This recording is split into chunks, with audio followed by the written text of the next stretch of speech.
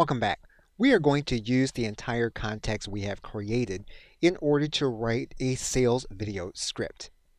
Now in this case, what we're going to do is we're going to make sure to give the chatbot enough context to write the script for the sales video exactly the way we want it.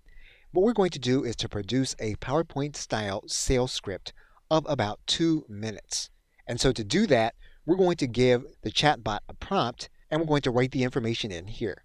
Once we've written in our detailed prompt, we're now going to click Enter. Now we're going to ask ChatGPT to rewrite the script. We're going to ask the chatbot in order to write it in bullet point fashion, and we're going to ask the chatbot to write it for a longer period of time.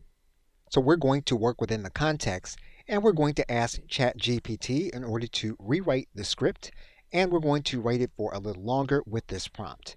We're now going to click Enter. Now you'll notice that the script is probably not 5 minutes long, and we might have to enter our own information in order to make it, but we do have a content starter. We have the information in all bullet points so that we can place it on our PowerPoint presentation, and we are now ready to begin writing our script for our sales video. Okay, so with that, thanks, and I will see you in another video.